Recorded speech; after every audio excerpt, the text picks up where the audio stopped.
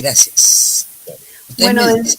nuevamente darle la bienvenida a todos. 1 de octubre, 24 días para el día histórico que tanto esperamos.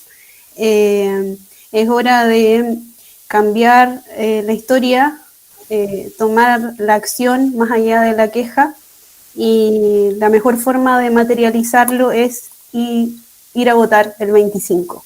Hoy día tenemos el agrado de estar con Trini Latrop, activista de los derechos humanos, además columnista y, como comentábamos, muy amiga de los perros.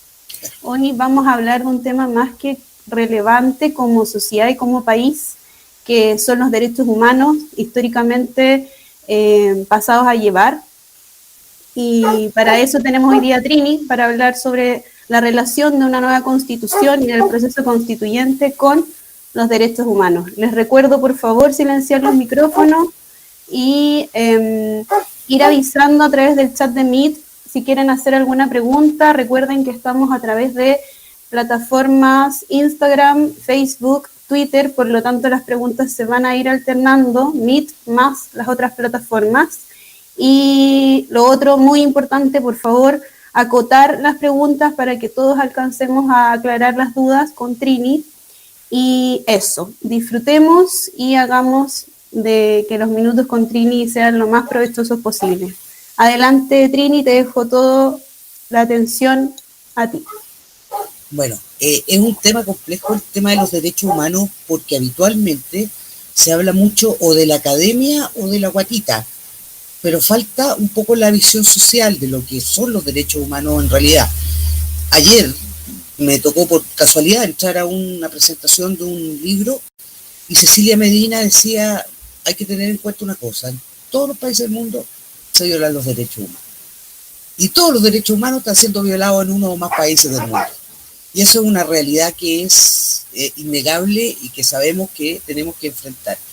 El tema es que nos farreamos todo este periodo de democracia, sin educación cívica, sin educación en derechos humanos. Ya deberíamos tener personas adultas, ¿no?, capacitadas en la materia. Y bueno, ahí estamos.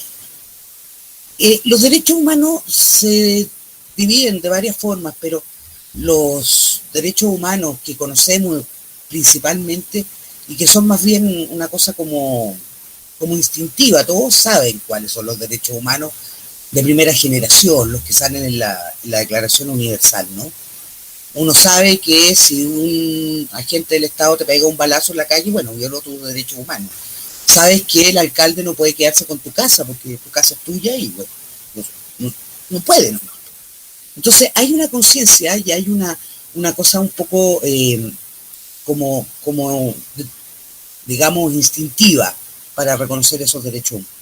Pero hay otros derechos que han ido surgiendo y además hay un tema de interpretación. Entonces yo, antes de empezar a hablar de cada uno de los derechos o de una pincelada de los derechos, quiero poner un ejemplo que me parece importante.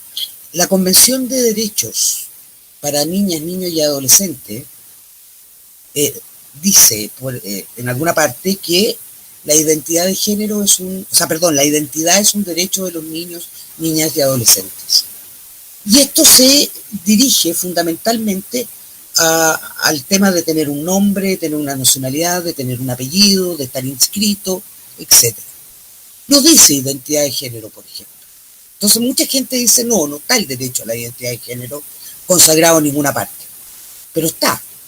¿Por qué? Porque cuando una norma, cualquiera que ésta sea, te reconoce o te garantiza un derecho, debe interpretarse, dicen los principios del derecho, de manera amplia. Por tanto, como está reconociendo el derecho de identidad de género, eso es lo que buscamos, debemos interpretarla de manera amplia. Si dice identidad, bueno, es identidad.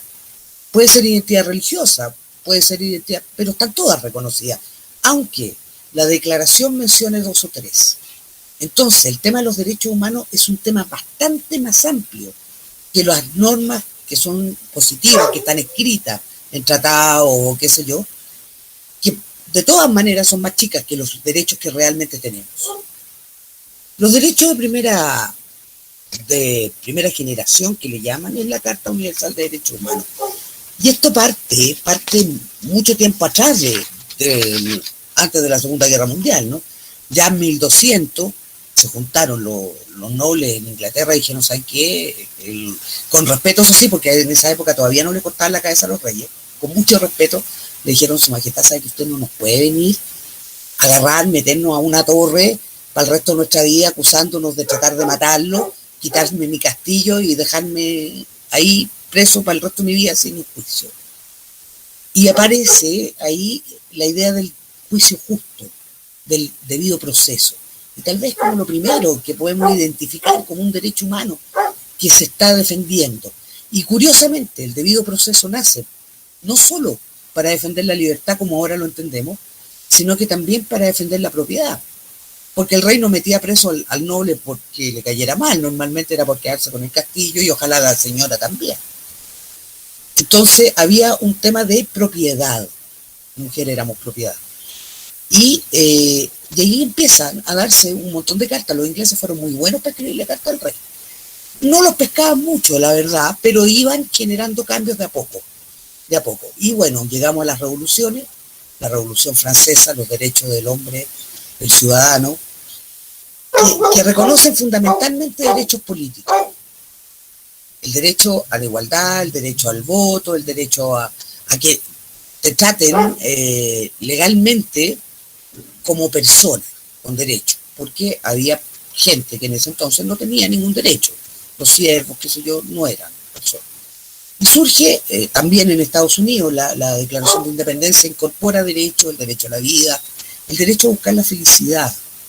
Hoy le llamamos integridad psíquica, ¿no? Pero era el derecho a vivir bien, al buen vivir, a sentirme bien. Los derechos tienen varios principios que son importantes considerar también. Uno, son universales. Dos, hay una interdependencia de estos derechos. No puede uno asumir uno solo. Es un global, todo. No se pueden dividir, son indivisibles.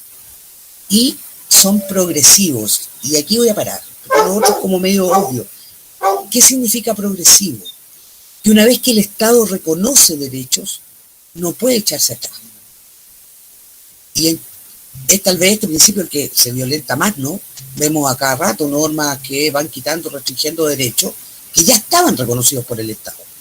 Nos habían quitado ya la prisión por sospecha y ahora nos ponen esta otra cosa que es lo mismo, pero disfrazada de un control de identidad.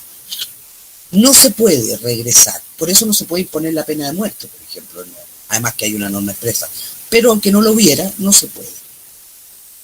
Ahora, ¿qué tenemos hoy? Tenemos que la Constitución del 80 reconoce todos los derechos, todos. No hay ninguno que deje afuera. Es tanto así que en el artículo 5 dice todos los tratados de derechos humanos que Chile ha ratificado y que estén vigentes. Ahora, reconocer todos los derechos es muy bonito, pero a la hora de normar las garantías y la forma de pelear esos derechos, ahí nos quedamos con 3 o 4 en realidad que son los más utilizados, ¿no? Para los recursos de protección y para todo. La propiedad, el derecho a la vida, pero no hay garantías. Ahora, ¿qué importante es las garantías? Las garantías son lo que nos permite en algún momento reclamar nuestros derechos. Yo puedo decir que tengo derecho a la vida, pero si no pongo una garantía que diga que el Estado no puede matarme, por ejemplo, que el Estado no puede, no sé, dejarme sin agua,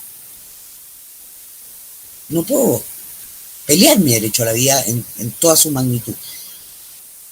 Yo creo, por ejemplo, que el derecho al agua es una garantía para el derecho a la vida, para el derecho a la salud, porque sin agua me muero o me enfermo, no puedo cocinar, me muero de hambre, etcétera. Es una garantía, y si el derecho a la vida está consagrado, esa garantía debería incluirse. Ahora, los derechos humanos de primera generación que yo les decía, que son la Declaración Universal de Derechos Humanos, ya no se pueden borrar. No, ni siquiera hay que ponerlo en la Constitución. Las garantías tal vez, pero los derechos no. ¿Por qué? Porque ya cuando se firma el tratado queda claro que es de ejecución automática. Por tanto, los estados estaban obligados a empezar a cumplirlos desde el mismo día. No era cosa que se lo tomaran con calma. Y ahí la presión para ir sacando la pena de muerte y otras cosas, ¿no? Porque son de ejecución automática, la mayoría de ellos. No puede el Estado ignorarla. Sin embargo, ya los derechos de segunda generación, que vamos a ponerle un poquito más, que son los derechos sociales, económicos y culturales, no son de ejecución automática. Y aunque tengamos el artículo 5 de la Constitución que dice que reconoce todos los derechos, el Estado todavía se puede lavar las manos. Con el derecho a la alimentación, el derecho a la educación, a la salud, a la vivienda, a un trabajo digno, el derecho y el acceso a la cultura. ¿Y por qué digo que se puede lavar las manos? Porque el mismo tratado dice que va a ser progresivo para los estados según su capacidad. Y es obvio, uno no le puede pedir, no sé, en este momento a Haití, por ejemplo, que garantice salud pública, educación y todo a todas las personas que vienen ahí, porque simplemente no quiere cómo hacerlo. Pero Chile sí tiene cómo hacerlo. O sea, es cuestión de ver cómo se roban plata todos los años. Tiene una cantidad de dinero enorme que alcanza para garantizar varios derechos, la verdad. Y se van quedando, y se va quedando, y se va quedando. Y estos derechos sí son importantes. Con mira a una nueva constitución, es tremendamente importante ponerlo expresamente en la constitución. Porque estos no son de ejecución inmediata, no son automáticas, y el Estado se puede hacer el loco. Y es ahí donde no podemos permitir. El derecho al trabajo digno, a una jornada de trabajo digno, son derechos humanos.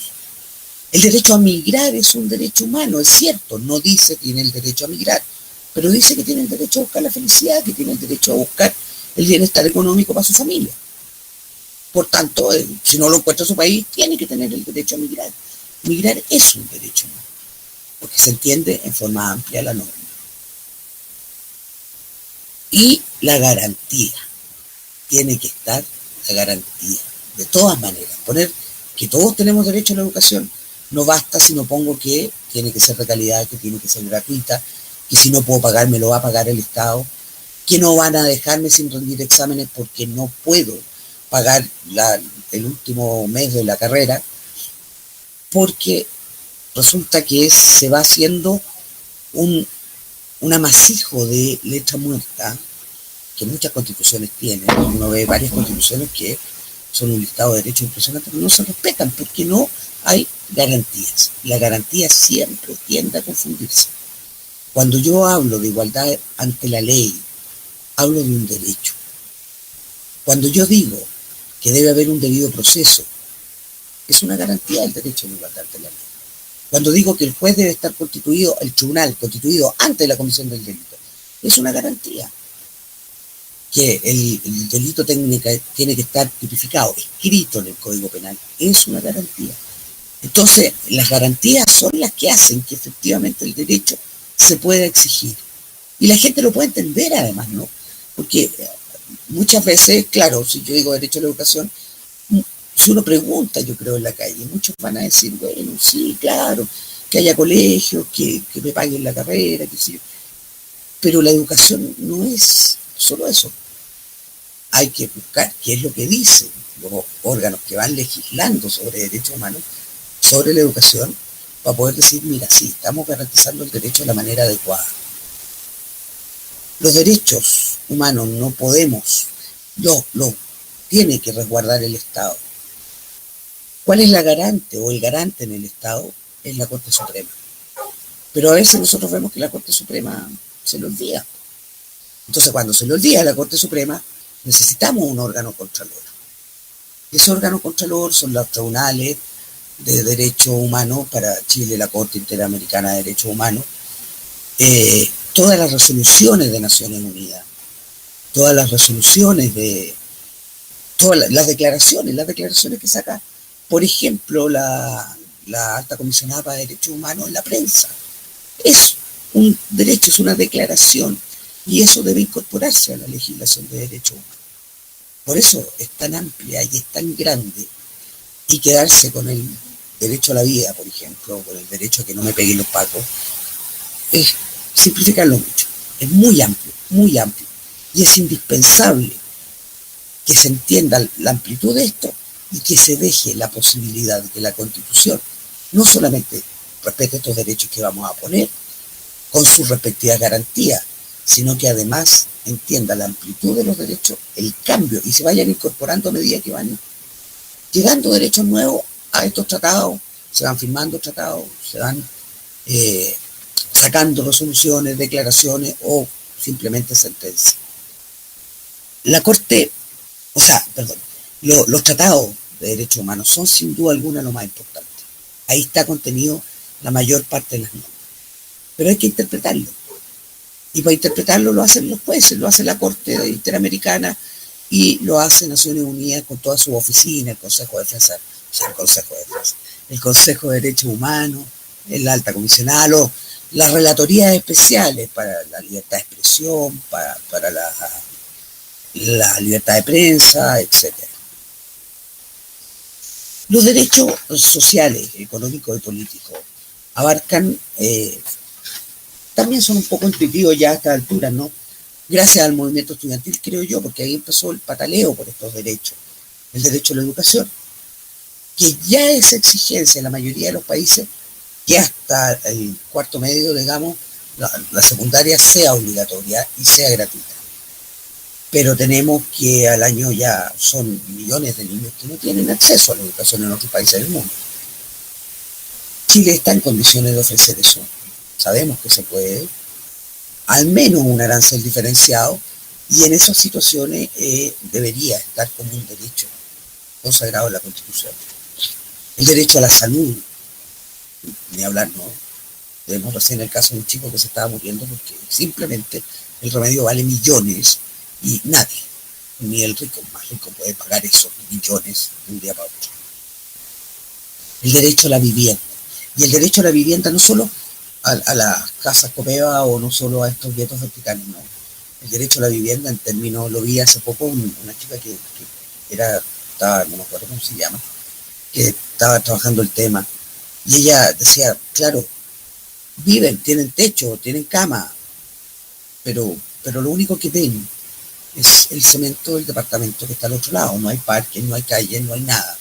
El derecho a la vivienda implica también el derecho a áreas de ocio, de recreación, de tener pastito, de mirar por la ventana y ver la cordillera, no sé. Implica buen vivir, buen vivir.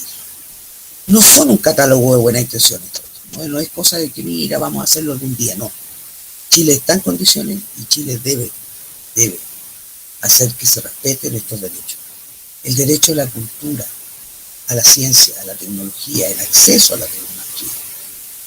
Que la banda ancha llegue a todas partes, que la gente tenga la posibilidad de acceder a poder ir además al cine, al teatro, a un concierto, que pueda comprar un libro. Son derechos humanos. Y no son derechos humanos porque nos parezcan. Hay un tratado que dice que es un derecho humano. Chile lo firmó, lo ratificó y está vigente. Y el derecho al trabajo. Y el derecho al trabajo no precario, al trabajo con un horario razonable, el derecho al ocio, el derecho al descanso, el derecho a las vacaciones, que las personas que están con trabajo precario no tienen. Si no trabajan de enero a diciembre, pues no tienen trabajo y listo. Todos esos derechos deben incluirse. Y son esos los derechos de segunda generación que le llaman, y que sí, si bien es cierto, nos dieron tiempo para que despegara Chile y todo lo que sea, nos dieron tiempo para poder hacerlo efectivo y para exigirnos el cumplimiento de esos derechos. Yo creo que ya llegó el tiempo. Ahora tenemos la oportunidad de dejarlos consagrados en una Constitución. Los de tercera generación ya empiezan a ser derechos como más, pasan del rango de los primera generación, que eran como personales, ¿no? Tu libertad, tu vida, tu salud, o sea, tu integridad física, tu propiedad, tu derecho a voto, pasan a estos derechos que son sociales, que eran los de segunda generación, y ya es como vives en tu comunidad en el fondo, en tu país, en tu comunidad. Los derechos de tercera generación amplían más y más. Empezamos a hablar de esos derechos que son universalmente, que deben ir entrelazados, no solo deben respetarse en Chile o en cada país debe respetar los derechos de las personas, sino que es necesario que todos los países se pongan de acuerdo para que se puedan respetar estos derechos. Y ahí llegamos a los derechos medioambientales, ¿no? Al derecho al desarrollo sustentable, a que no haya zonas de sacrificio y a respetar, exige, por ejemplo, aquí aparece la autodeterminación de los pueblos, de la comunidad completa, y que aparece entonces los derechos del pueblo mapuche. También son derechos humanos. Y también hay que incorporarlos porque tampoco son de ejecución automática. El derecho a la paz social, el derecho a la protección de los datos personales, que es un derecho que en Chile ni siquiera se considera, porque a pesar que hay derecho a la intimidad y a la, qué sé yo, un juez por cualquier razón puede ordenar que te escuche tu llamado telefónico, sin que haya realmente una prueba real de que estás cometiendo un delito, ¿sí? Basta que lo pidan y lo tienen. El derecho, y bueno, muchas veces, no solamente el Estado, ¿no? Grandes empresas vemos que tienden a usar los datos personales como se les viene en gana, a venderlos y a usarlos para otras empresas o qué sé yo. Los derechos, la protección de datos es un tema que estamos muy al debe en Chile. El derecho al patrimonio común de la humanidad. Y aquí, bueno, hablemos de glaciares, hablemos de la Antártida, del Ártico, hablemos del mar, de los mares contaminados, hablemos del espacio, que vamos tirando chatarra para arriba todos los días, hablemos de el derecho al agua, el agua que nos va a faltar, ya sabemos que la próxima guerra mundial va a ser por el agua, ese va a ser el tesoro escaso, ya no va a ser ni el petróleo, ni el oro, ni el agua. El medio ambiente sano, el derecho al medio ambiente sano. Bueno, los derechos están ya de una u otra forma ordenadas, catalogados, y se pueden incorporar a la Constitución, ya sea haciendo el catálogo completo o diciendo, mira, vamos a incorporar tales tratados. Nuevamente, cada derecho con su garantía para que sea realmente un derecho aplicable y exigible al Estado. El problema entonces es cómo lo hacemos efectivo. ¿Qué pasa si la municipalidad determina quedarse con mi casa? ¿Qué hago? Es simple. Yo voy a la Corte de Apelaciones y le digo, ¿sabe que mi derecho a propiedad está siendo amenazado o me lo han quitado de frentón y quiero presentar un recurso de protección? Porque el recurso de protección permite proteger la propiedad privada. El derecho a la salud no. A pesar que lo garantiza la Constitución, no hay un mecanismo judicial para que yo pueda exigirle a Chile, al Estado de Chile, que lo cumpla. Y el Poder Judicial es parte del Estado de Chile, por tanto, si no puedo acceder a la justicia que me diga, mira, sí, este es tu derecho, te tienen que devolver tu casa, bueno, entonces el Poder Judicial está también en falta. Está en falta el Poder Legislativo, que no es el que no permite que el recurso de protección se amplíe a todos los derechos humanos. Y eso es un tema también que debemos considerar en la nueva Constitución. Recursos judiciales que nos permitan hacer efectivos nuestros derechos. Porque de lo contrario, tenemos un lindo catálogo que se ve precioso. La Constitución del 80 es muy linda. Es muy linda, es muy inútil para los derechos humanos, pero pucha que es linda. Es como ordenamiento jurídico, ¿no? Está bien hecha, es bonita. Ahora tenemos que hacer una Constitución que realmente proteja nuestros derechos, que realmente constituya al país como un Estado de derechos, ¿no? Y para eso no es necesario solamente el catálogo de derechos que tiene la Constitución, sino que las garantías y los recursos. Ahora, hay un tema, hay una trampita en la Constitución que a mí nunca la mencionan, que es una trampa bien fea. Se confunde, creo yo, lo que es el poder del Estado con la soberanía del Estado y al pueblo con la nación. Y cuando pasa eso, nos deja también, incluso indefensos afuera, en el sistema interamericano y en el sistema internacional de derecho humano. ¿Por qué? Dice la Constitución que la soberanía radica en la nación, ¿no? Es de la nación, esencialmente, reside en ella. Pero su ejercicio, dice, es realizado por el pueblo a través de plebiscitos y elecciones periódicas y por las autoridades que esta Constitución establece. Y ahí mezcla lo que es el poder del Estado con lo que es la soberanía del pueblo. Las autoridades no ejercen la soberanía, las autoridades lo que ejercen es el poder del Estado. La soberanía es del pueblo de Chile. ¿Qué es el pueblo de Chile? No es una nación, no es una cultura, una etnia. No, son los ciudadanos que tienen derecho a voz y a voto, que participan en elecciones, que cumplieron los 18 años y que tienen la posibilidad de tener obligaciones y derechos, y exigir derechos y contraer obligaciones. Entonces el pueblo es bastante diferente a lo que es la nación. Y esta trampita nos ha causado problemas varias veces en ciertos recursos de protección, cuando yo llevaba recursos de protección en la Corte. Yo era bien ya recursos de protección en la Corte, porque cuando yo tramité, estaba el sistema antiguo, el sistema penal antiguo, y era, pero para descomponerse entrar a esos tribunales, era una cosa espantosa. ¿No? Uno se sentaba y salía a la actuaria, había un montón de gente, y la actuaria gritaba, no sé, el careo, el rol 25-25, que pase la señorita de la causa por violación, que pase María Pérez. María Pérez se da la media vuelta y salía calladita, el tribunal le da vergüenza, po. Entonces uno se quedaba a veces sentado ahí y su cliente se le iba, entonces era una cosa horrible. Y se les perdían los expedientes, la gente cumplía 2 o 3 años preso y era condenado pues al tiempo que había estado en prisión. Porque el expediente se quedó ahí. Alguien se le olvidó y nunca se preocupó de que el tipo ya había cumplido la pena. O que no había habido juicio, que estaba con prisión preventiva por mucho tiempo. Entonces yo me iba a los recursos de protección, me encantaba. La corte a veces me hacía la jugarreta de decir, aquí se puede haber cometido un delito, envíenlo el expediente a los tribunales del crimen y mandaba allá, aunque yo no quería.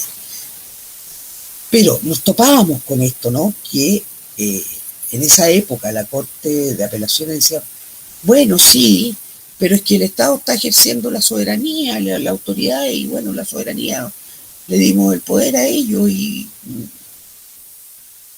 no, no, había fallos que deberían haber sido distintos y que uno apelaba y peleaba, pero siempre topábamos con esa cosita de que el pueblo le había entregado el poder al Estado y que no podíamos reclamar si el Estado de una u otra forma abusaba. Yo trabajaba en las cárceles, entonces, claro, el Estado tiene la soberanía y el Estado hace lo que quiere. Y yo decía, pero no, las cárceles no pueden ser lo que el Estado quiere. Y bueno, perdimos varios recursos por eso, ¿no? Varios. Estuve trabajando en VIH-Sida y cárceles y claro, era tremendo. Ahora, en la Constitución actual existe una especie como de garantía general, así, ¿no? Para todos los derechos, que dice que todos los derechos y garantías se puede legislar respecto de esto, ¿no? Pero que no pueden afectar en su esencia el derecho, que no pueden imponer condiciones que hagan imposible ejercerlo, y que no puede poner tributos o requisitos, también señala el artículo 19, número 26. Y es como una garantía generalizada. Pero sin embargo, vemos que no hay, nuevamente, un recurso de protección que me diga, oiga, pero sabe que el costo por mi derecho de educación es demasiado alto, no lo puedo pagar. Me pusieron un arancel mentiroso, me dieron un crédito con un 6% de interés, no puedo con esto. Hay que ponerle ojo, digamos, a la garantía de los derechos, que debe estar bastante más amplia que esto. Ahora, es como, bueno, el recurso de amparo, lo conocemos todos, funciona, eso se puede presentar contra cualquier resolución, contra cualquier acto de cualquier órgano del Estado, incluso el Poder Judicial, cosa que el recurso de protección no se puede.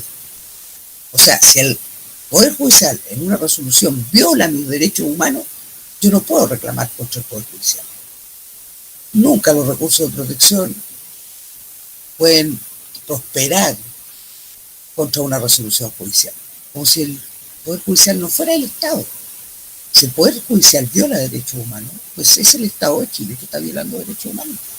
Pero ya lo excluyen, y lo excluyó el propio Poder Judicial, ¿no? Cuando dijo, no, ¿sabe qué? A todos les decía que no. Y bueno, ya los abogados repiten como un mantra, ¿no? No un recurso de protección contra una resolución judicial, no procede. Debería proceder el Estado. Entonces, como para redondear toda esta majamama, los derechos de primera generación, los de la Carta o la Declaración Universal de Derechos Humanos, están ahí, debemos cumplirlo, el Estado debe cumplirlo, el Estado no tiene excusa alguna para evadirlo, y tenemos recursos para garantizar algunos de ellos. Hay que ampliar el recurso de protección para el resto. Si van a la Constitución o no van, se queda hasta un poquito, da lo mismo, digamos, o sea, van para donar, pero deben cumplirlo igual, aunque no sea constitucional. Los derechos de segunda generación hay que expresamente ponerlos en la Constitución, y hay que poner expresamente las garantías y cada uno de los recursos que la ley va a entregarle a las personas para poder exigir al Estado el ejercicio de estos derechos. Los de tercera generación no solo dependen del Estado de Chile, pero sí podemos exigir que el Estado tenga un sistema de conexión internacional, por llamarlo de alguna manera, que el derecho internacional, la Cancillería, tenga una vocación de unidad para el cumplimiento para el ejercicio de los derechos de tercera generación. Que firmen tratados de paz, ya no lo firmen, que firmen los convenios de protección al medio ambiente, etc. Yo creo que eso es como una cosa global. Hablar de todos los derechos humanos es bastante difícil porque son muchos, como digo, no solamente los tratados, sino que todas las declaraciones, la fuente del derecho internacional, además está la costumbre, y son tomo, y eso eso es de acceso público. De hecho, en Naciones Unidas se puede acceder a eso, en la página de Naciones Unidas. Pero, ¿cómo llevarlo? ¿Cómo aterrizarlo? Es lo que es tremendamente importante. ¿Y cómo hacemos que la Constitución consagre cada uno de ellos? Y ahí vamos a necesitar harto trabajo. Yo no sé si quieren que conversemos alguna cosa, si nos tiramos por un lado. Trini, te cuento. Ahora ya hay mucha gente que quiere hacer preguntas, por lo tanto ahora ya partiríamos con responder esas preguntas y el diálogo que se genera a raíz de eso. Ok. ¿Ya? Vamos a partir por las preguntas de la plataforma de Meet, y Naro quería hacer la primera pregunta. Hola Trini, mi tuitera favorita, un abrazo. Hola. Hola, oye, Trini, mira, esto es bien simple. Hemos vivido una violación sistemática a los derechos humanos, tanto y tal vez más como en dictadura, tanto violencia policial como sanitaria. A ver, no quiero parecer poco diplomática, pero en realidad tengo tanta rabia que te la voy a tirar tal cual. ¿Cómo metemos preso a Piñera por esta violación sistemática a los derechos humanos? Porque ya sabemos que el Congreso no va a mover un dedo para meter a este canalla, a este criminal a la cárcel. ¿Cómo podemos nosotros, ciudadanos, después que pase su gobierno, poder a este tipo y a todos sus secuaces que tengan realmente cárcel efectiva y que no pase como Pinochet, que murió en su cama, rodeado de su gente y sin pagar pero un solo día de todos los crímenes de lesa humanidad cometidos contra el pueblo de Chile. Eso, gracias. Ya, mira, yo quiero primero que nada hacer un comentario. Que se violen más o menos los derechos humanos, en realidad no. Se viola el derecho a la vida, se violó en dictadura, se viola ahora y se ha violado con el pueblo mapuche durante todo este tiempo. No hay un derecho humano más importante ni porque hay más o menos personas fallecidas o heridas, se viola más o menos los derechos humanos. ¿Se violan o no? Y sí, el gobierno de Chile actual viola derechos humanos y el Estado de Chile viola derechos humanos cuando no hay una debida protección a las personas. ¿Cómo meterlo preso? Es un tema legal, o sea, penal. Y eso yo creo que hay unas acciones penales. Luego, para reclamar los delitos de lesa humanidad tenemos que ir al órgano contralor principal. En nuestro caso, hay dos. Principalmente tenemos la Corte Interamericana de Derechos Humanos, que primero hay que pasar por la Comisión, después la Corte Interamericana, que lo que hace es buscar reparación a los daños, ¿no? Que el Estado haga justicia, que haya reparación. Puede ordenar al Estado, por ejemplo, iniciar un proceso penal. A la Fiscalía, que el Estado le ordene a la Fiscalía hacer eso. Pero la Corte no va a meter presa a Piñera. La Corte Interamericana de Derechos Humanos no es una corte penal. La Corte Penal Internacional está ahí, que remonta, pero tampoco es una cosa que nosotros podamos confiar mucho en que el proceso ahí se pueda llegar a una pena de cárcel. ¿Por qué? Porque la Corte Penal Internacional todavía no tiene un montón, todos los países no han firmado el tratado y está como en el despegue, digamos. Creo que nos conviene más pensar en Chile en un juicio penal y si no se puede ahí, si la justicia penal en Chile no actúa dentro del marco de la ley, entonces sí podemos tirarnos para afuera y reclamar crímenes de lesa humanidad.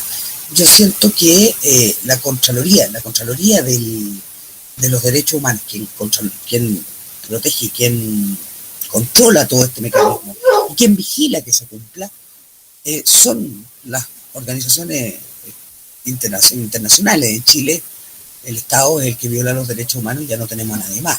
Entonces vamos a tener que tirarnos para afuera, sí, sin duda alguna. Vamos a tener que pelear afuera lo que ha ocurrido ahora y va a tener que haber una orden de afuera, ¿no?, para que se haga justicia. Yo no creo que esto sea automático. Ya lo vimos, lo que pasó en dictadura, se van haciendo los juicios con una lentitud impresionante, y van saliendo, porque en el fondo el Estado sabe que debe hacer los juicios, porque si no va a caer en falta, pero también sabe que puede alargarlo, porque el Estado es el Estado. Uno cambia el gobierno y piensa que llega otro gobierno y que va a cambiar las cosas. Sigue teniendo el poder del Estado y sigue en la misma acción. Nosotros hemos visto que las violaciones a los derechos humanos del pueblo mapuche vienen desde la dictadura, luego todos los gobiernos democráticos, hasta el día de hoy, muertos montones y no hay una reacción del Estado.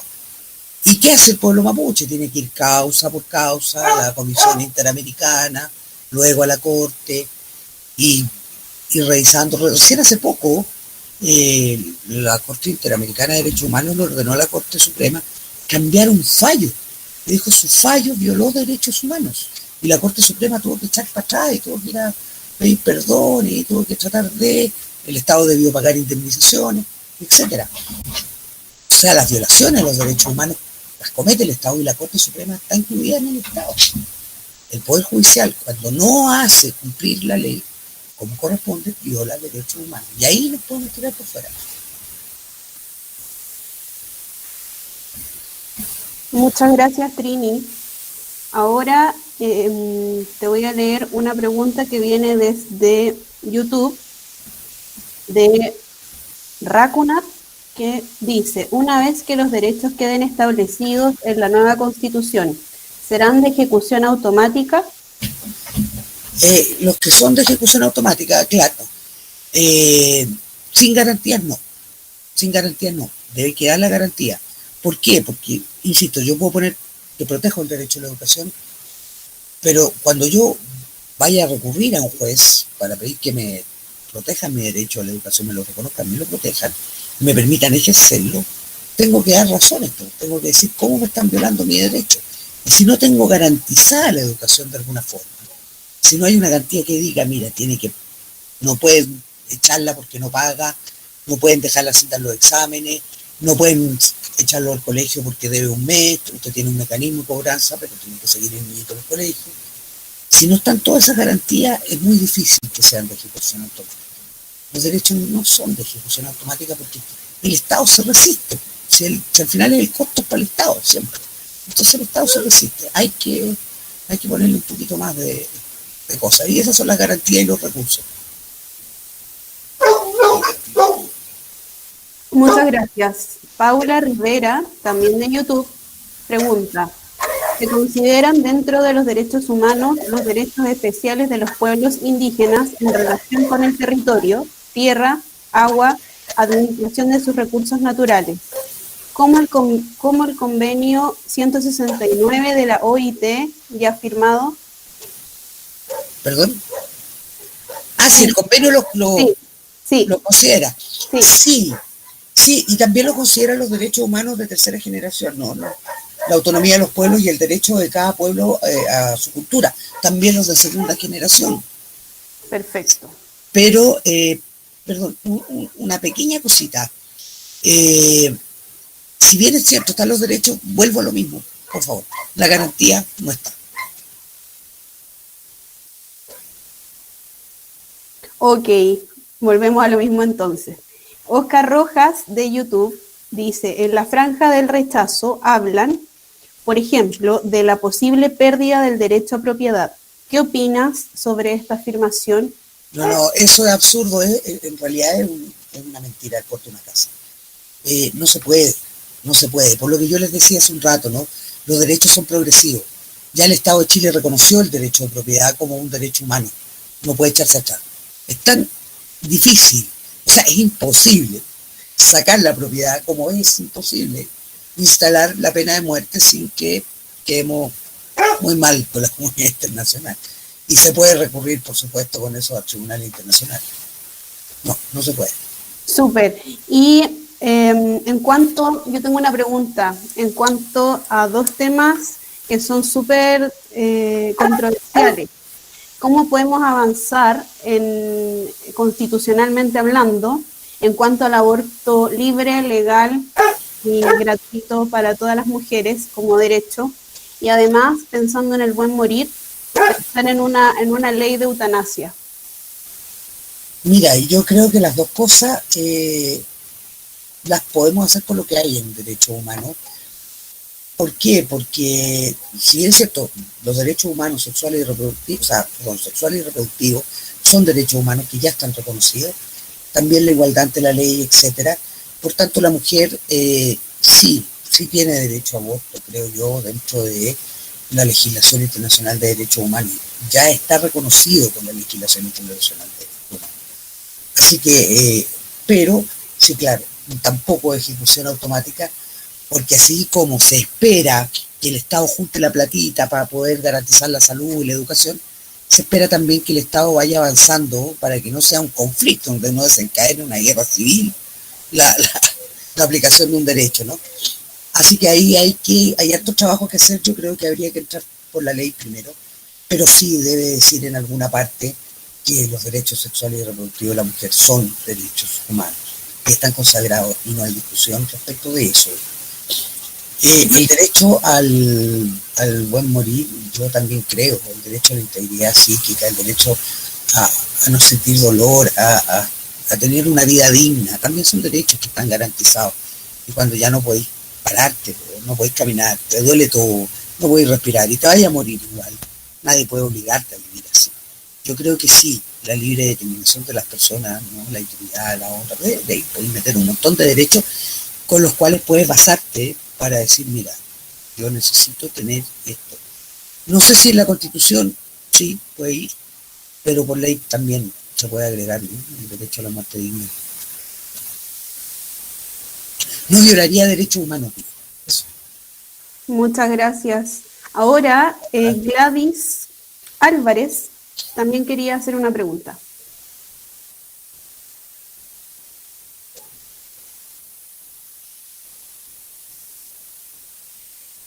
Hola. Trini, la pregunta mía tiene que ver con que durante este gobierno nosotros hemos visto con bastante impotencia que han ocurrido cosas que son horrorosas. Y la sensación es de que como no hay defensa de derechos humanos porque corporativa o como en un gran espacio al que se puedan presentar todos juntos, es como que no pasara nada. La pregunta mía tiene que ver con que ¿es posible revocar el mandato de una autoridad del tamaño de un presidente por temas de derechos humanos, por agresiones a las personas? Y si hay alguna experiencia en América Latina de algo que se haya hecho con ese tema. Sí, se ha hecho, ha sido bien doloroso, ¿no?, cuando se hizo. No, en Chile no se puede porque eso es provocar el mandato de una autoridad que viola derechos humanos, por ejemplo, sería una garantía de los derechos humanos, pero no está. Ahora vimos revocación de mandato, hemos visto, y la verdad que no por derechos humanos, pues, se revocan los mandatos por las razones políticas más increíbles, digamos, y no por derechos humanos. La revocación del mandato no ha jugado siempre en contra del pueblo. Yo curiosamente tengo esa sensación que en Latinoamérica no se ha usado bien. Se presta para cosas extrañas. Los plebiscitos, sabemos que los tiranos gobiernan con plebiscitos, uno tras otro, y les va regio. Pinochet gobernó con cuántos plebiscitos, eso yo perdí la cuenta, era chica, ¿no? Pero había varios, pues, hubo varios. Los tiranos suelen preguntarle a la gente y hacer lo que se les venga en gana, como para poder tener una base de legitimidad. Es cierto, hay una sensación de impunidad que yo creo que no es del todo justa. Hay juicios que van avanzando. El tema con lo que peleamos es con un Estado que no ha hecho, yo decía, perdimos toda la democracia, no ha hecho un sistema de derechos humanos y con un poder judicial que es una cazuela, una olla de cazuela. Tú metes el cucharón y te sale una papa o te sale un pedazo de zapallo o te sale un pedazo de carne. El mismo cucharón en la misma olla te sale algo totalmente distinto.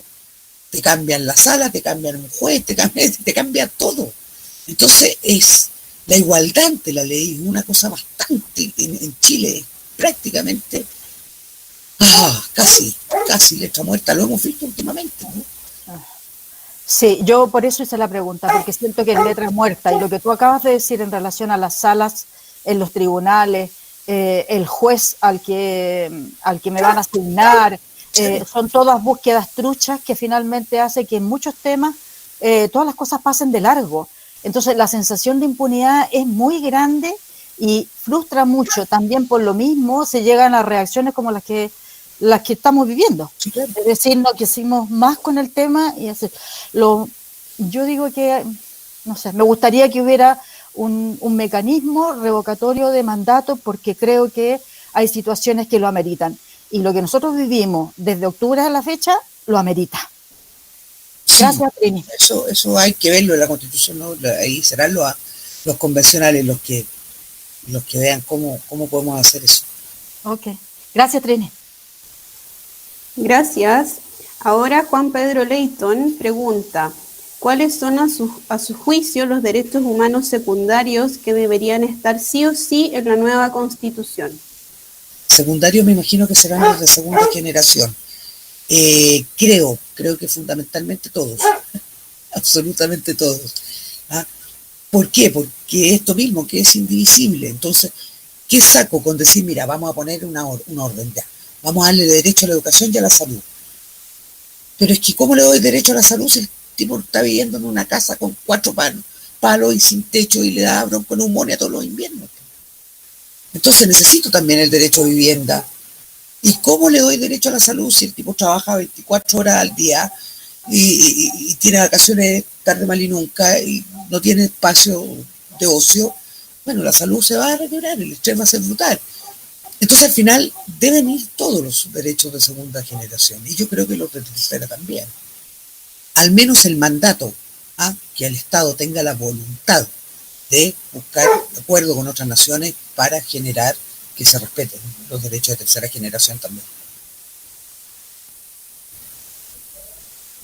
Ahora Valeria Cárcamo. No, ahí acaba de poner que ya había sido respondida. Entonces, Cristian Cruces. Hola, buenas noches a todos. Hola, Trinidad. Hola. Mira, la Constitución, según lo que he leído, dice que nosotros tenemos derecho a manifestarnos. Y por otra parte, también dice que tenemos derecho a un debido proceso, ¿verdad? Teniendo en cuenta estas dos cosas, ¿cómo es posible que los jóvenes de primera línea estén aún presos, aún pasado tanto tiempo desde que partimos la manifestación el 18 de octubre y todavía no puedan salir? ¿Qué podemos hacer para que ellos puedan salir?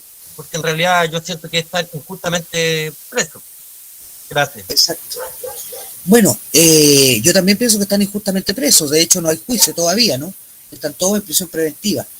La Constitución decía antes, yo me sorprendí porque en algún momento que yo dejé de preocuparme del derecho en Chile, borraron una norma que era re importante, que decía que la libertad condicional procedía siempre, provisional, procedía siempre. Por tanto, en el sistema antiguo, a ti te metían preso, te tenían un mes adentro, te tomaban las huellas, veían que no hubiera diligencias pendientes, qué sé yo, y te soltaban después con libertad bajo fianza. Aquí no, aquí empezamos a aparecer con todas estas leyes especiales que vulneran la Constitución. En Chile es un país donde hay leyes penales que son puestas por sobre los derechos humanos y por sobre la Constitución. Creo que ahora lo que queda es lo que está haciendo, por lo menos la Defensoría en Chile, es darle, tratar de cambiar la cautelar cada vez que sea posible. Pero esto yo creo que va a ser una de las causas por las cuales Chile la gente va a tener que recurrir a los tribunales internacionales y Chile va a ser sancionado por esto. Sin duda alguna va a ser sancionado por esto. Hay gente que lleva 6 meses, 7 meses preso sin juicio. Que ya está bueno, si no se puede hacer eso. O sea, en ese sentido se le estarían vulnerando los derechos a esas personas. Todos sus derechos humanos, sí, el derecho al debido proceso, el derecho a la libertad, el derecho a la presunción de inocencia. O sea, están presos y todavía no se han declarado culpables de nada. Pero bueno, eso. Gracias, Trini, gracias, Cristian. Ahora voy a hacer la pregunta de Valeria, que finalmente quería, pero ahí tuvimos un desfase. Valeria dice, ¿se puede legalmente mentir en una franja electoral? Si la respuesta es sí, ¿cómo se sanciona? Yo creo que no hay sanción, porque en el fondo la mentira está dentro de ver cuáles son los límites, ¿no?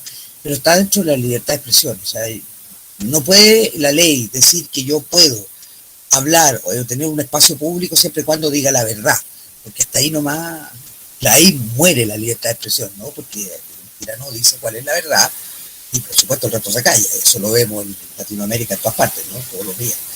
Entonces, no se puede sancionar. Yo creo que la sanción tiene que ser de la sociedad, de la gente, ¿no? Es decir, no, esto es mentira y esta gente la apartamos por lo menos de mi intención u otro. Eso. Voy a hacer como un break en las preguntas quiero comentar un cierto comentario que tuvimos desde YouTube para que no nos acusen de censura. GP pregunta, dice, siendo un activista de derechos humanos, ¿consideras que es una discriminación hacia la comunidad sorda al no garantizar en esta charla el acceso a la información, al no tener intérprete y subtítulos? Bueno, primero, como agrupación hemos buscado un intérprete de señas y no ha sido fácil, no lo hemos conseguido.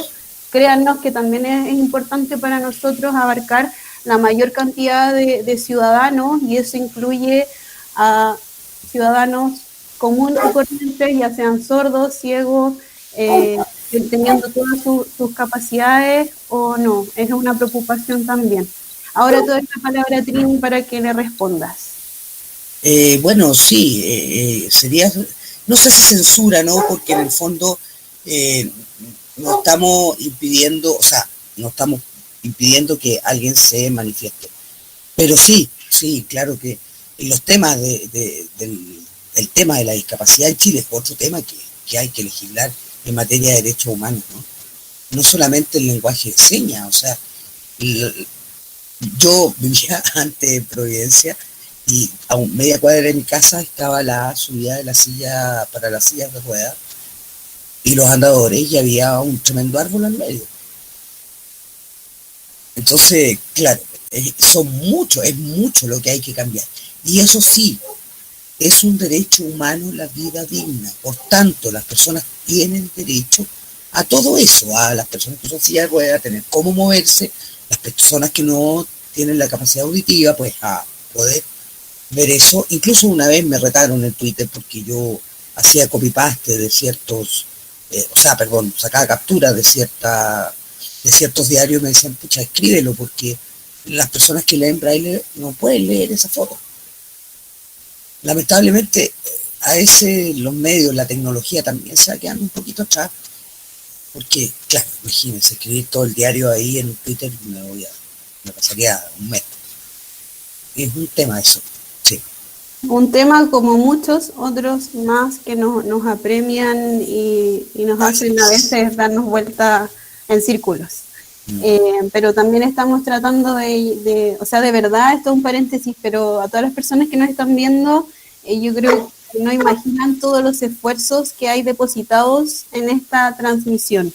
En serio que por nosotros, ojalá llegar a todo Chile y a la mayor cantidad de personas, pero así como ustedes lo ven, que está saliendo en vivo a mucha gente, no ha sido fácil. Es un trabajo hermoso, pero también nos damos cuenta que hay cosas que nos faltan y estamos trabajando para eso. Ahora continuamos con Marcelo Porbarán, que pregunta, dice, ¿en la nueva Constitución se podrá poner una norma y generar las leyes y normas para poder juzgar las violaciones del gobierno de Piraña, los desfalcos de Fuerzas Armadas, las colusiones, etcétera? También actualizar el Código Civil y Penal. O sea, yo creo que tenemos que actualizar varias cosas en materia de los cuerpos legales, ¿no? Algunas funcionan muy bien, otras ya no. Pero aquí hablamos de la Constitución. En cuanto a juzgar, de alguna manera, o sea, poner normas nuevas para juzgar los delitos que se hayan cometido durante este gobierno, no se puede. Y eso es importante. La ley penal, y eso es un derecho humano y una garantía del debido proceso y de la libertad, en realidad, el derecho a la libertad, es que yo no puedo, después de cometer un delito, inventar una ley para sancionarlo. Porque si fuera así, tiranía la tendrían fácil, ¿no? O sea, no sé, pues, venía manejando a 2 kilómetros más de lo que corresponde y ahora vamos a poner cárcel. Pero señor, fue ayer, no importa, ahora ponemos cárcel y lo agarramos a todos para atrás. No se puede. No se puede cambiar la normativa actual para juzgar los delitos cometidos antes.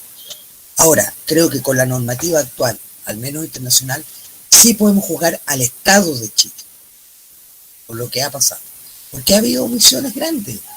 Ha habido omisiones grandes en materia de justicia. El hecho de que los tribunales mantengan presos, como decía recién el compañero Cristian, presos a gente sin juicio por meses, es inaceptable. Y son las cortes de apelaciones las que al final dicen ya se quedan adentro. Muchas veces le dan la libertad, pero se quedan adentro. Y bueno, las normas, especiales como la ley antiterrorista, ¿no? Que, bueno, dice para dar la libertad provisional,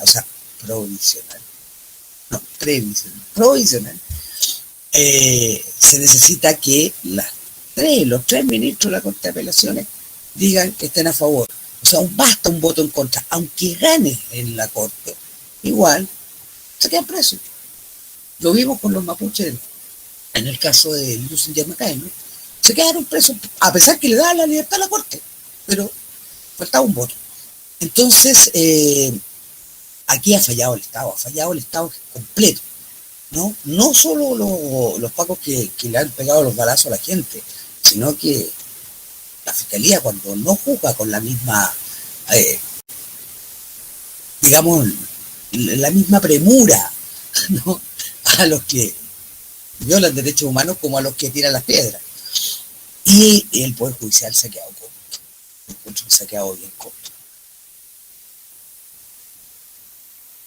Por suerte que no tengo que ejercer el derecho yo. Tenemos a Ana Jimena Cabrera desde YouTube que pregunta: Trini, somos conscientes del derecho al agua como consumo humano. ¿Cómo llegar a esto en una nueva constitución, entendiendo que los dueños del agua no quieren soltar los derechos que se vendieron y regalaron? Ahí hay dos pasos, ¿no?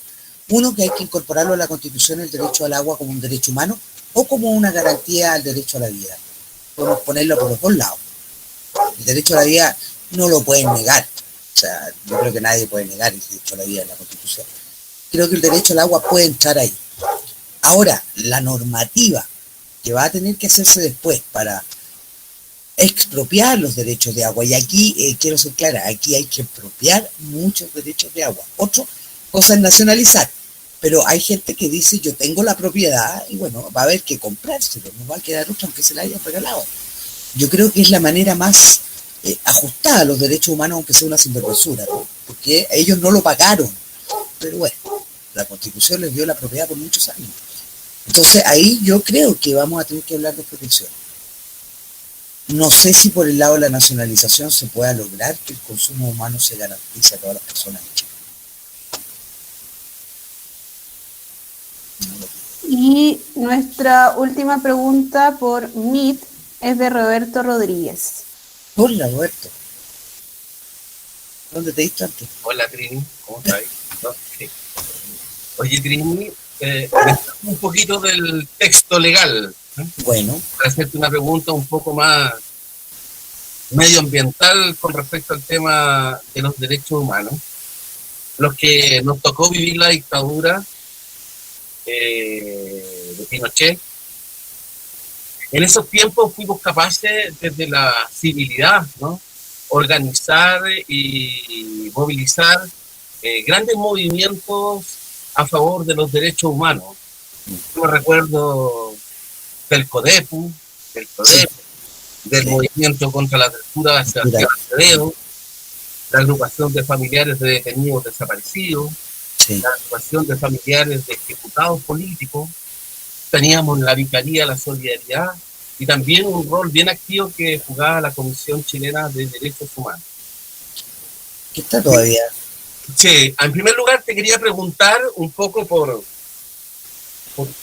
ignorancia y para saber, para actualizar, ¿estas organizaciones en qué están? ¿Existen?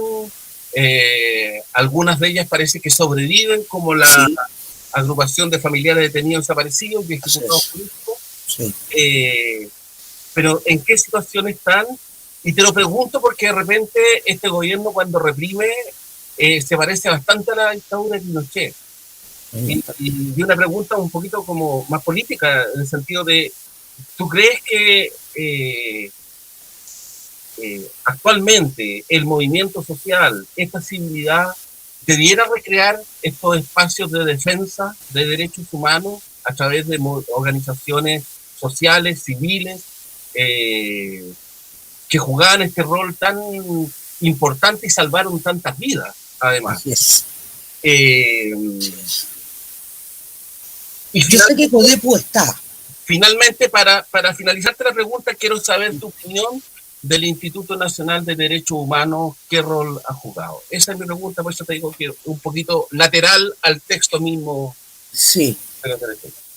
Hay varias organizaciones, el CODEPU está trabajando, yo no sé cuál es la forma de acceder a él, digamos, pero han habido y han surgido nuevas, no solo los que tú mencionas, han surgido nuevas, están los abogados de la Universidad de Chile, ¿no? que entraron a la pelea y dijeron vamos a estar aquí, avísenos cuando haya detenciones, qué sé yo, y van sacando clientes. Y hay una organización importante de estudiantes de Derecho y de abogados de la Universidad de Chile. Tenemos ahora una Defensoría Penal Pública que es bastante eficiente en términos de derechos humanos.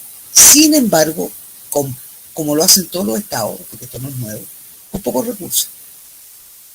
Entonces, claro, tenemos a los pobres defensores trabajando de una manera. Yo tengo amigos defensores con que estamos en WhatsApp, son las 3, 4 de la mañana y están hablando, po. Vengo llegando recién porque fui a buscar uno. O sea, la Defensoría Penal Pública se la juega. Tenemos una institución nueva que es la Defensoría de la Niñez, que también son defensa de derechos humanos, porque en el fondo lo que defiende es el tratado de los derechos de niñas, niños y adolescentes. La Defensoría Penal Pública tiene defensores de derechos humanos también. Y el Instituto Nacional de Derechos Humanos, mira, yo creo que le pasa todo lo que le pasa a todas las organizaciones que son del Estado y que trabajan en materia de derechos humanos, porque tienen que trabajar como ONG, porque tienen presupuesto de ONG. Les dan una cantidad de plata que es ridícula, ¿me entendés? Para tener oficina. El Instituto Nacional de Derechos Humanos tiene oficina en Gualmapu, tiene oficina en algunas regiones y en Santiago, y tiene que mantener eso, tiene que pagar sueldos que sean respetuosos de los derechos humanos también de sus trabajadores. Entonces no puede tener una secretaria por 100 lucas mensuales. Y bueno, ¿cómo se mantienen? ¿Te fijas? Porque el Estado no da recursos. Y no da recursos porque son instituciones que crea el Estado para que lo controle a sí mismo. Y el poder no le gusta controlar, que lo controlen, ¿no? Nunca le ha gustado. Entonces, las organizaciones civiles cobran una importancia mayor todavía, como Amnistía, como otras internacionales, a veces hasta Human Rights Watch. Pero es importante que surjan en Chile organizaciones y instituciones que puedan pelear contra todo este asunto, porque desde el Estado es muy difícil pelear, porque están todas estas cortapisas. Yo creo que el Instituto Nacional de Derechos Humanos, aparte de todo el desorden que hemos visto, las peleas entre uno y otro, y que este dijo, y que el otro dijo, y todo lo demás, ha sido eficiente, fíjate. Recién ayer me enteré de un caso en que no habían llegado los peritajes que estaban pidiendo de un caso de derechos humanos, y un fiscal, no el que llevaba la causa del comienzo, sino que otro, simplemente estaba sobreseyendo el juicio, porque no hay que seguirlo. Y fue el Instituto Nacional de Derechos Humanos que dijo no, ya apeló, ya armó la pataleta, y bueno, se tuvo que retomar el juicio y esperar los peritajes que correspondan y tratar de llegar a la justicia al final. Así que yo creo que igual hacen una labor, a pesar de esta restricción tremenda de presupuestaria, que es la manera que tiene el Estado de afirmarlo, de agarrarlo, de que no los controlen. ¿Sí? La violación a los derechos humanos necesariamente pasa por todo el Estado. Pasa porque lo hagan los agentes del Estado, la cometan los agentes del Estado. El Poder Judicial, mire para el lado, lo vimos en dictadura, ¿no? Y bueno, ahí en ese entonces no había Congreso, pero el Congreso se haga el loco también. Y ahí tú tienes la tormenta perfecta. La tormenta perfecta. Gracias, Trini. Desde Facebook, Mirta Vera pregunta: el eje de un cambio efectivo en el ejercicio de derechos antes que la judicialización será la transformación del Estado a un perfil garantista. A ver, el garantista de derechos humanos es mi sueño, ¿no? Que el Estado diga yo voy a respetar y garantizar todos los derechos humanos de todas las personas que viven en el territorio, porque simplemente son derechos humanos. O sea, la misma definición de derechos humanos son aquellas normas que son obligatorias para los Estados, ya sea lo que no me puede hacer el Estado o lo que el Estado debe garantizarme para que yo pueda vivir una vida digna y completa, el completo desarrollo de la persona humana. Sí, claro, necesitamos una constitución garantista de derechos. Ahora, si garantista se refiere al tema del derecho penal, bueno, es simplemente el cambio, ¿no? Eso es cambiar de lo que teníamos antes, que decían tú eres culpable y te vamos a procesar, eres reo. Desde el momento que él llegó la querella, ya eres reo, entonces ya hay preso, te vamos a tomar las huellas, te vamos a sacar fotos, te vamos a hacer todo esto, y después veremos si eres culpable o no. A lo que se supone que sería este sistema, en el término que el juez de garantía diría, ok, vamos a asumir que eres inocente hasta que termine el juicio, y yo voy a respetar tus derechos hasta que termine el juicio. Bueno, depende del juez de garantía. Hay algunos que están en lío por respetar los derechos, ¿no? Que han tenido que llegar a la Corte Interamericana, el juez del séptimo juzgado de garantía, Daniel Urrutia, ¿no? Está demandando al Estado de Chile porque no lo dejan trabajar, porque es garantista, de verdad garantista, muy garantista. Desde Amigues, Gabriela Sarraz pregunta, ¿es violación a los derechos humanos no autorizar la votación de enfermos COVID? Yo creo que sí, y no solamente de enfermos COVID, sino que, por ejemplo, todos los que están en prisión preventiva, porque el derecho humano a participar de un partido político, a votar en las elecciones, etcétera, está de hecho en la primera Declaración Universal de Derechos Humanos. O sea, son de ejecución inmediata. No hay excusa para que el Estado no las cumpla. El Estado debe hacer que todas aquellas personas que están en la cárcel y que no están condenados específicamente a perder sus derechos políticos, deban votar. Y claro, los enfermos con COVID también. Y debería facilitarse, digamos, la votación de varios grupos de personas, de las personas discapacitadas, que muchas veces se encuentran que uno va a unos colegios, aquí es más difícil, pero uno va a ciertos colegios y la sala para votar está en el segundo piso. No todos tienen ascensor. Así es. Y ahora sí, última pregunta, Cristian Cruces. Hola Trini, de nuevo yo por acá. Me consultaba lo siguiente, uno de los grandes argumentos que estaba planteando el rechazo es de la hoja en blanco, lo que más mencionan. ¿Va a aceptar la hoja en blanco en realidad la nueva constitución o se va a utilizar mucho o algo o una parte de la constitución existente? Gracias a eso. No, o sea, según la ley, que el cambio que se hizo a la constitución, la modificación que va a cómo se llama, arreglar cómo se haga la convención constitucional o la convención mixta, si gana, deben partir de una hoja en blanco. La hoja en blanco, ¿qué significa? Que la constitución actual puede servir de modelo si a alguien le gusta algún artículo. A mí me encanta el 19 número 26. 19 número 26. Pero eso no significa que yo deba usar la constitución del 80, en ningún caso. Y si no hay acuerdo en un derecho, no se puede incorporar lo que está en la Constitución del 80. Si no logramos el acuerdo que el agua sea un derecho humano, no pueden incorporar simplemente por antonomasia que el agua sea privada. No, eso no. Y eso es lo que garantiza la hoja en blanco. Ahora, ¿cuál es el límite de la hoja en blanco? Dos. Uno que es obvio y que está bien que sea, que son los derechos humanos. O sea, yo no puedo en la nueva constitución prohibir el derecho a propiedad, prohibir el derecho de los padres a educar a los hijos, que es un tema que a la gente le preocupa mucho ahora, porque circuló también esto de que ahora el Estado le va a quitar a los niños, le va a educar a los niños y le va a enseñar cosas raras. Pero no, el derecho preferencial de los niños a ser educados por sus padres, a tener una familia, todo eso, es un derecho humano que no pueden quitárselo. Entonces es una mentira el porque una casa no se puede. Y es bueno que estén los derechos humanos como marco donde se va a tener que escribir esta constitución. Otros tratados internacionales también obligan al Estado de Chile, ¿no? Los tratados de libre comercio que no le gustan mucho a mucha gente. Pero, ¿qué pasa con esos tratados? Que la mayoría de ellos traen en el mismo acuerdo, en el mismo tratado firmado, la forma de retirarse del tratado. Y si vemos que alguno de esos tratados viola derechos que son considerados fundamentales por la nueva Constitución, va a haber que buscar la forma de adecuar o arreglar o retirarse del tratado, pero de acuerdo a lo que dicen las normas del tratado. No puede ser por la Constitución simplemente me voy de todo.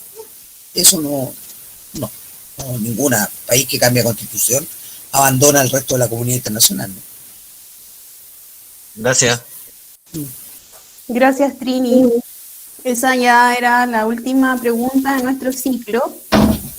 Lo primero, Trini, darte las gracias por la claridad, la cercanía y por ayudarnos a clarificar muchos temas que a veces se hacen muy, muy densos para personas comunes y corrientes como nosotros.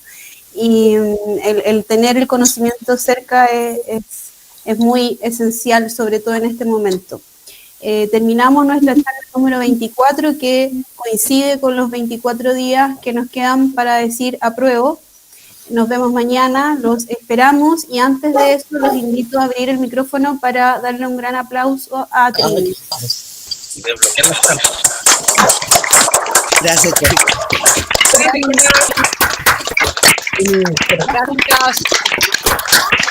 ¿Se va ahora? ¿Apretan alguna parte? Va. Muchas gracias. Gracias a ustedes. Gracias.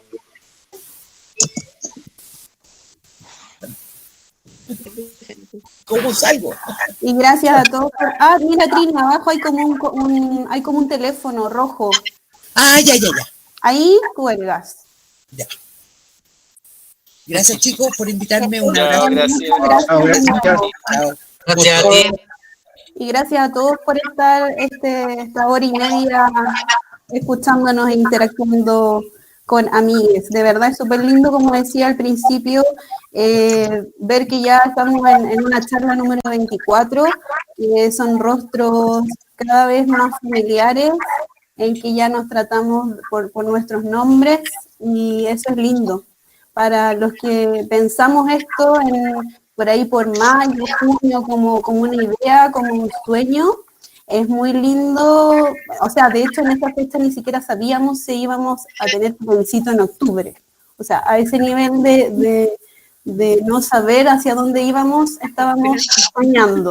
Así es que es súper lindo estar acá hoy en la número 24 y verlos a ustedes, a los Soto, a los Valdés, a los Borbarán, a la Valeria también. Ha sido un proceso súper lindo, pero me quedo con lo lindo que ha sido conocerlos a todos ustedes y llegar a sus casas en este momento. Así es que maravilloso compartir este proceso histórico entre todos e ir empapándonos de esa experiencia que cada uno tiene. Así es que muchas gracias y nos vemos mañana. Buenas noches. Gracias. Chao. Gracias. Gracias. A luchar. Hasta mañana. Buenas noches. Por hacer los sueños realidad. Chao, buenas noches.